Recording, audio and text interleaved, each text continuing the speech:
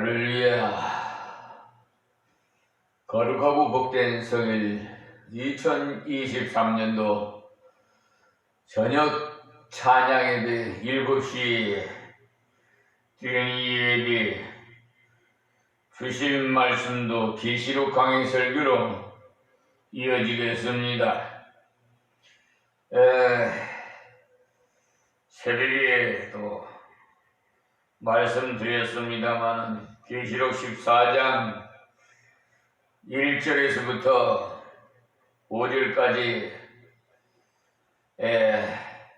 봉독해 드리고 1절의 말씀을 전하다가 시간 동영상 관계로 말씀을 끊었습니다만 다시 리바이벌해서 말씀을 드리고자 합니다.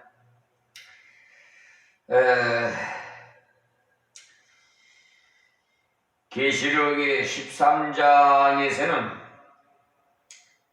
교회가 당하는 환난에 대해서 말씀을 주셨고요. 거기서 짐승들이 설치는 그런 역사를 보았어요. 또 1절에서 10절까지는 정치적인 세력을 얻고 나오는 포범과 같은 자들이 나와서 성도들을 괴롭히고 고통하게 하는 여러가지 환난. 그러나 8절에도 말씀한 것처럼 죽임을 당하는 어린 양의 생명책에 창세 이후로 농명되지 못한 사람은 그 짐승에게 절하지만 생명책에 농명된 성도는 승리한다는 것을 말씀하였습니다. 그러니까 두 번째 13장 11절에서 18절까지에서는 새끼양 같은 짐승이 나오는데 바로 거짓 선지자의 세력이 나온다고 했어요. 요즘도 거짓 선지자들이 엄청나게 많습니다. 여러분이 잘 아시다시피 한국 기독교 총회장을 역임했던 정광훈 목사도 하나님 곧장나 내 손에 주고 이런 망언을 했어요. 그럼 그것이 성경적으로 볼 때 정말 합당한 말을 한 것인가? 진리에 대해서 우리가 논할 때 이것은 적그리스도가 하는 행위와 뭐가 다를 바가 없다. 그래서 하나님께서 비천한 종에게 감동 주기를 이 마지막 때에 보수신앙이 나온 신학교에서 나온 분들도 적그리스도가 된다고 이단이 될 수 있다는 거예요. 그렇기 때문에 우려가 되고요.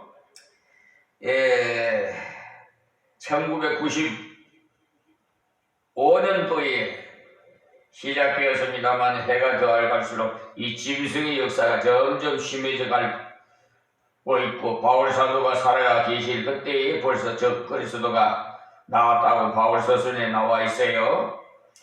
그러나 막는 자가 있기 때문에 결정적인 역사를 못하고 있다고 데살로니가 후서에 소개하고 있습니다. 13장에 나오는 거짓 선지자 역시 요한계시록 기록할 그때에 이미 시작되고 지금도 계속되고 있는 것입니다. 말세에 가장 강하게 역사하는 사단의 세력이 해교권이 아니겠나 이렇게 보고 있어요.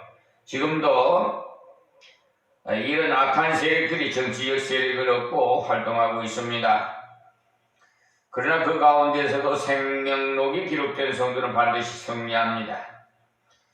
11절에서 새끼양 같은 이단의 세력이 나타난다고 했는데 제가 볼 때는 이단의 세력 가운데 가장 큰 이단은 로마 가톨릭으로 봅니다. 가톨릭은 복음과 비슷해 보여서 많은 사람들이 속고 있어요.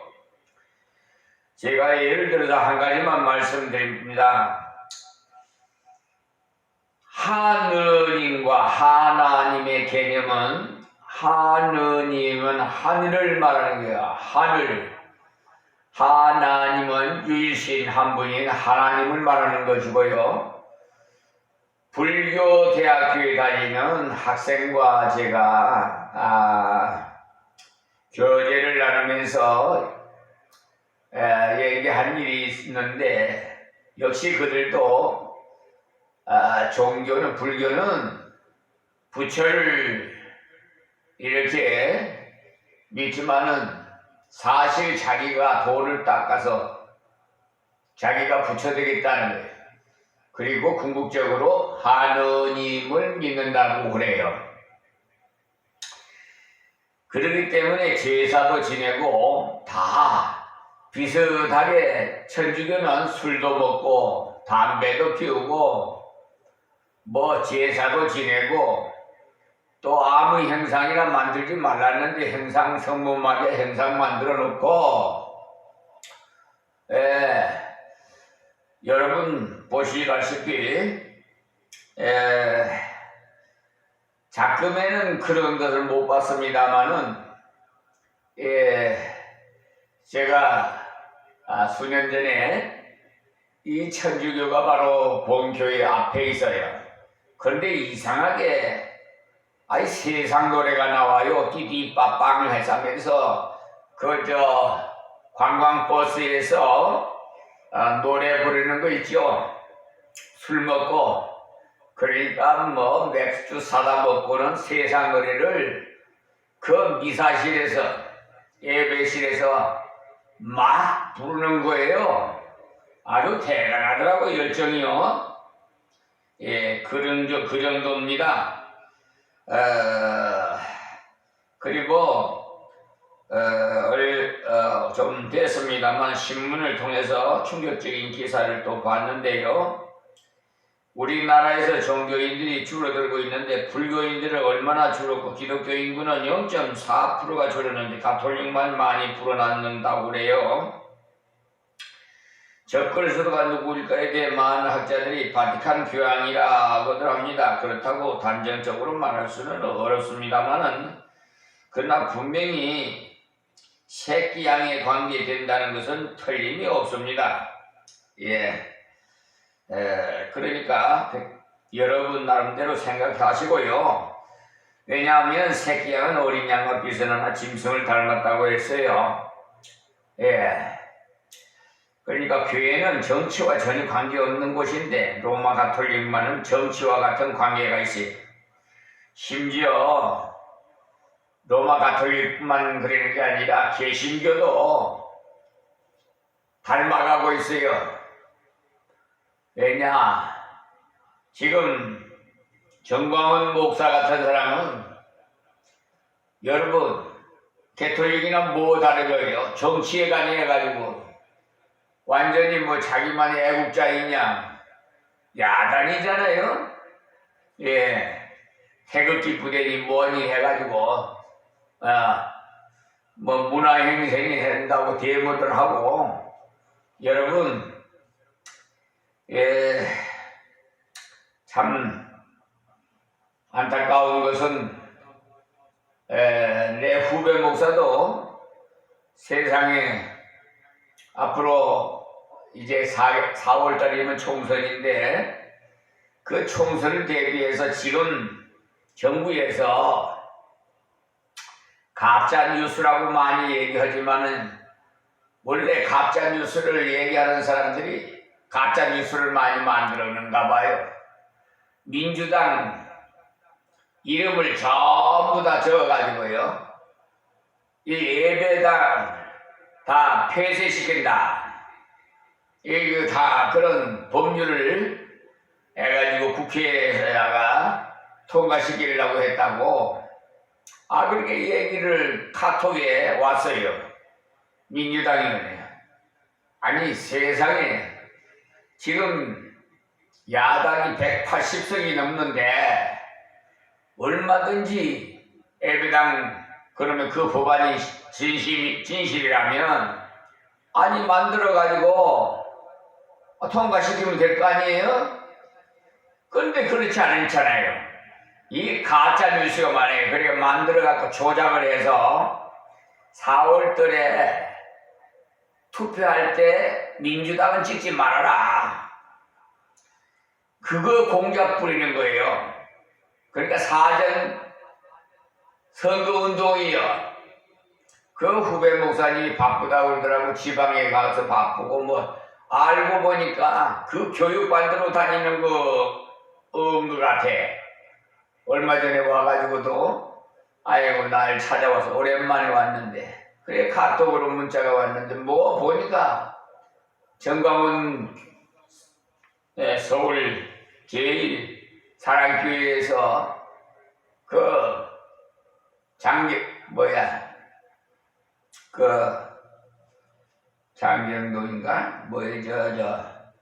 코미디언 가진 장경도 목사지요. 하여튼 야당을 아주 민주당을 비평하고 아주 그냥 정광훈 목사나 장경도 목사나 다 그들이에요 서로. 그러니까 사실은 저 나름대로는 그분들이 아무리 목사라고 하지만은 저는 참 목사로서의 좀 의문이 가요. 그 정도로만 말씀드리겠습니다. 여러분이 다 판단하시고요. 우리나라 헌법에도 분명히 정치와 종교는 분리된다고 그랬어요. 절대로 가는 정치에 간섭하면은 차라리 정치하려면은 목사직 내려놓고 하세요. 목회하지 말고. 그런 하나를 해야 돼요. 서로 그렇게 하면 안 됩니다. 그러니까 13장은 말세에 일어날 땅의 형편이었고 오늘 14장은 하나님 보좌 주위에 일어난 내용이 기록되어 있죠. 13장에서 본 대로 말세가 되면 많은 환란이 일어나지만은 예수 그리스도와 복음을 믿음으로 승리한 자는 14장에 나오는 은혜를 누리게 됩니다. 14장 1절에 7절까지는 그 은혜를 누리는 내용이고 8절부터는 마지막 절까지는 심판에 관한 내용을 말씀하고 있습니다. 자, 그러면 본문이 1절 말씀 보면 또 내가 보니 보라 어린 양 시온산에 섰구라고 말씀하셨는데 이 시온산은 예루살렘 뒤편에 있습니다. 예루살렘을 시온성이라고도 하고 시온산성이라도 부르는데요. 그러나 계시록에서 말씀한 시온산은 예루살렘 뒤편에 있는 그 시온산을 가리켜서 말씀한 것이 아닙니다. 히브리서 12장 22절 보시면 그러나 너희가 이룬 것은 시온산과 살아계신 하나님의 도성의 하늘의 예루살렘과 천만 천사와 하늘에 기록한 장자들의 총회와 교회와 만민의 심판자이신 하나님과 및 온전케 된 의인의 명들과 새 언약의 중보이신 예수와라고 하신 그대로 시온산은 바로 영원한 도성인 천국을 가리켜서 하신 말씀이라는 것을 알 수가 있어요. 그러니까 이 방송을 듣는 여러분들은 바로 천국이라는 것, 이 시온산이 산성이 시온이라는 것은 천국을 말하는 것이다. 이렇게 아시면 되겠습니다. 13장이 나오는 환란 가운데 있을지라도 어린 양과 생명력이 기록된 사람은 예수 그리스도의 보혈을 믿음으로 죄 씻음 받은 예수 그리스도의 부활을 믿음으로 영생을 얻는 성도들을 바로 이 시온산에 속했다는 사실. 천국이에요. 속했다. 여러분의 예수 그리스도의 십자가에 올리신 보혈을 여러분의 죄를 위해서 흘려주신 것이라고 확실히 믿으십니까? 예수님께서 부활하심으로써 영생을 얻게 되었다는 것을 확실히 믿으십니까? 믿으셨다면 믿는 그 순간에 과거의 죄, 현재의 죄, 미래의 죄도 다 한꺼번에 완전히 다 해결받았어요. 예수님께서 다 이루셨다고 십자가에서 말씀하셨죠? 그리고 어린 양이 시온산에 섰다고 하신 것은 천국이 그 주인이 바로 예수님이시다는 것. 천국의 주인 되신 어린 양을 믿는 그 사람만 천국에 들어갑니다. 제가 말씀드립니다만 제 예감으로서 비천한 종이 예감으로서는 우리 남한의 인구 5천만 명이잖아요. 5천만 명 중에서 5명만이라도 정말 천국에 들어갈 수 있을까? 12보좌에 앉아 있을까 할 의문이 생길 정도입니다. 자, 그러니까 어린 양이 시온산에 섰다고 하시니 천국의 주인이 바로 예수님이시다라는 겁니다. 천국의 주인 되신 어린 양을 믿는 그 사람만 천국에 들어갑니다. 보라라고 강조한 이 이유가 바로 어린 양 예수 그리스도의 십자가의 부활을 믿음으로 예수님이 계신 시온산에 가는 자가 되라는 겁니다. 예수님께서 십자가에 흘리신 보혈과 3일 만에 부활하신 은혜를 믿음으로써 우리 죄와 사망 문제가 완전히 해결되었습니다. 다시 말씀드려 주님의 구원의 완성은 말씀한 것입니다. 그리고 그와 함께 14만 4천이 섰는데라는 말씀은 그대로 예수님과 함께 우리가 천국에 선다는 사실입니다. 이것의 숫자는 상징적이라는 것을 아시기 바랍니다. 꼭 14만 4천 명이 들어가는 것이 아니고 상징적인 숫자다. 이것을 이해하시기 바랍니다. 예수님과 함께 천국에 선 자가 14만 4천이라는 것은 상징적인 숫자다. 그런데 여호와의 주인 같은 이단은 14만 4천이 구원받은 천국에 들어간다고 주장합니다만 성경을 제대로 모르고 하는 엉터리예요. 14만 4천이라고 하는 것은 구원받은 무리의 총수를 상징적으로 표현합니다. 7장에서도 12지파의 숫자를 쭉 말할 때 상징적인 숫자라고 배웠어요. 14만 4천이라는 숫자는 주 예수 그리스도의 은혜로 구원받은 전체의 숫자를 말씀한 겁니다. 에베소서 2장을 보시면 1절에서 3절까지 해서 우리의 과거를 말씀하고 1절에서 허물과 죄로 죽었고 2절에서는 마귀를 따라다녔고 3절에서는 저주의 자식이 되었다고 우리의 과거가 나와 있어요. 우리의 과거는 영적으로 죽은 인간이고 마귀를 따라다니면서 하나님의 불순종을 지었고 저주받아서 망한 자였습니다. 그러나 우리가 어떻게 변했는지 4절부터 보시면 긍휼에 풍성하신 하나님 우리를 사랑하신 그 큰 사랑을 인하여 허물로 죽은 우리를 그리스도와 함께 살리셨고라고 하신 그대로 우리는 산 자가 되었습니다. 내가 예수 그리스도를 믿는 그 순간에 그리스도와 함께 산 자가 되었어요. 또 6절부터 보시면 6절에도 보시면 또 함께 일으키사 그리스도 예수 안에 함께 하늘에 앉히시니라고 말씀은 예수 그리스도와 함께 이미 하늘에 앉힌 바 되었다는 사실입니다. 예수 그리스도를 믿는 그 순간에 예수 그리스도와 함께 살리셨고 함께 일으키셨고 함께 하나님 우편에 앉게 되었다는 사실. 예수 그리스도를 믿는 그 순간에 우리의 운명은 예수의 운명과 하나가 된 것입니다. 할렐루야. 그러니까 십자가에 운명하실 때도 우리도 같이 죽은 거예요. 여러분이 쉽게 이해하기 위해서 한 예를 드리자면 납덩이는 무거워서 물에 넣으면 그대로 가라앉죠. 그렇지만은 나무 토막에 단단히 묶어서 물에 넣으면 나무 토막으로 인해서 둥둥 떠 있습니다. 납덩이는 원래 물에 가라앉는 성질 때문에 중력의 법칙대로 가라앉아요. 그러나 나무 토막에 엎혀 있기 때문에 부력의 법칙에 따라서 떠 있는데 납덩이 자체는 물에 빠질 수 없듯이 죄를 지은 우리 인간은 지옥 갈 수밖에 없어요. 그런데 지옥으로 향하는 우리 인간을 위해서 주님께서 죽으심으로 값을 지불해 주셨어요. 그래서 지옥 갈 우리가 천국의 주인이 되신 주님의 등에 엎혀서 우리 그대로 다 지옥에 빠져 죽을 사람들을 구원해 주셨어요. 그래 주 예수의 영접에서 주님의 등에 엎이기 때문에 절대로 지옥 가지 않습니다. 나무 토막에 엎인 납덩이는 절대로 물에 빠지지 않는 것처럼 말입니다. 그런데 제가 수시로 말씀드립니다만 고린도전서 3장 15절 말씀 보세요. 눈여겨보시고 깊이 새기세요. 구원은 받되 불 속에서 구원받은 것과 같으리라. 그래서 이 말씀이 굉장히 중요해요. 여러분, 불 속이 어떤 것이에요? 음부와 같은 것이에요.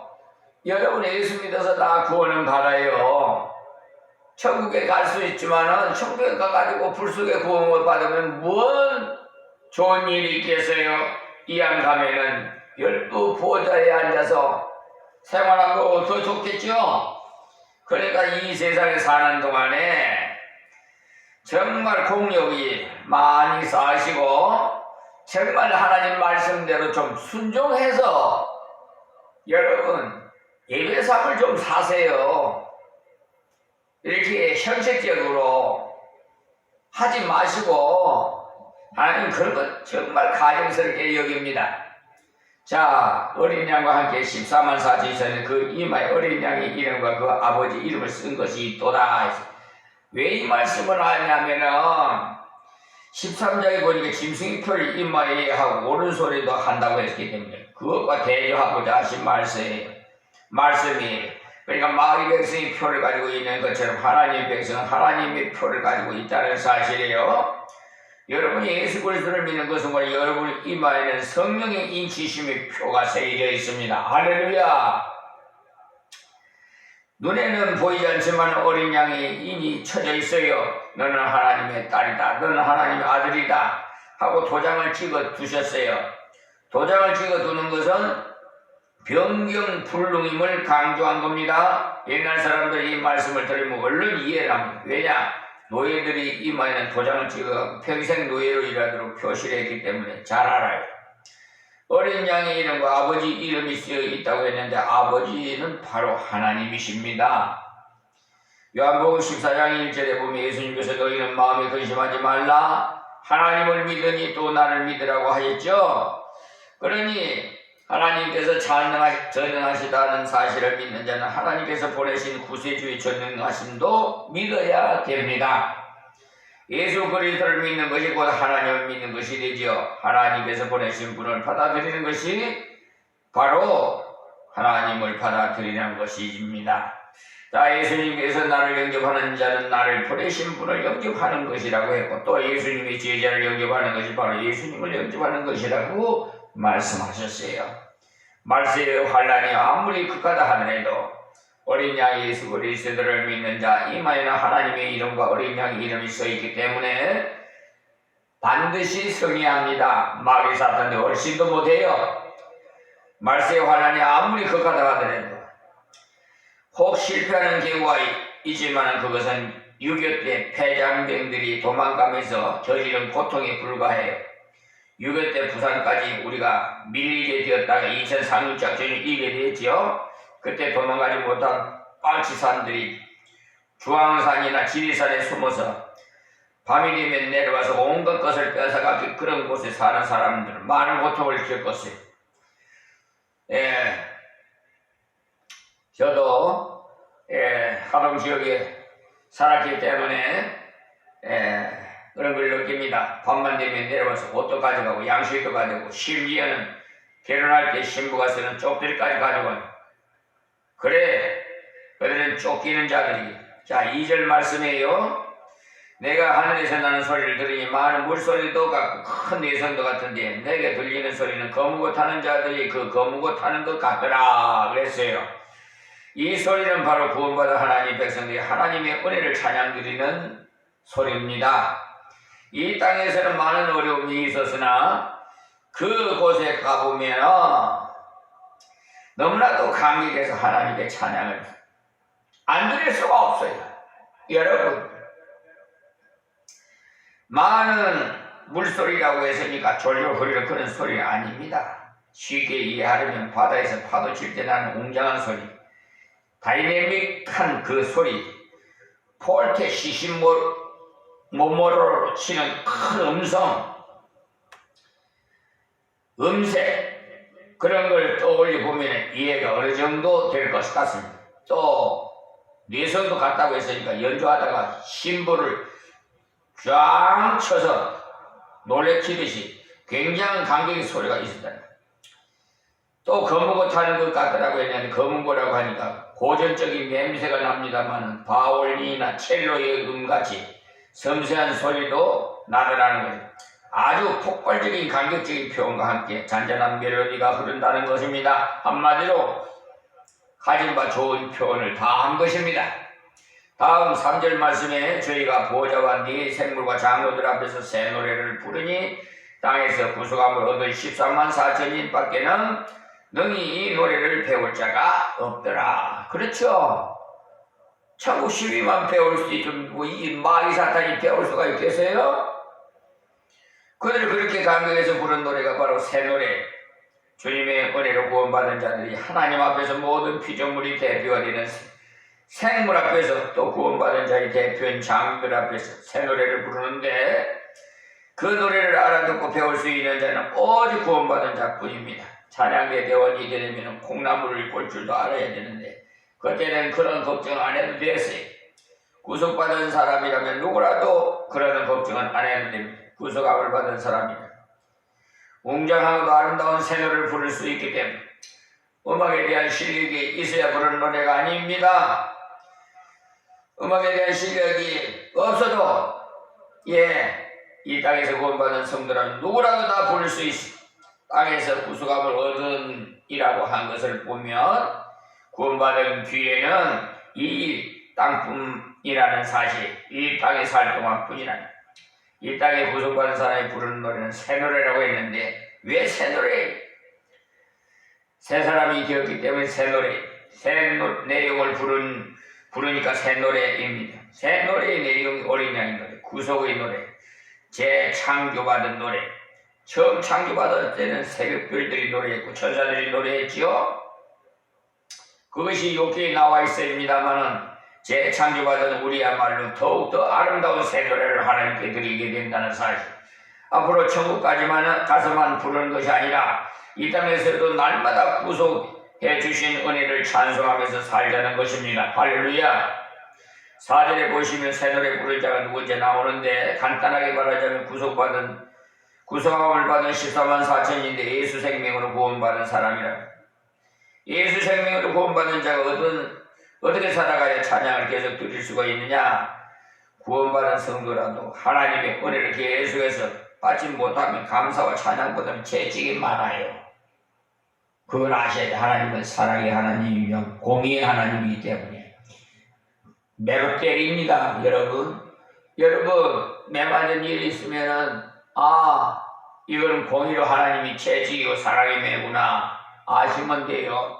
자, 다 4절 말씀인데요.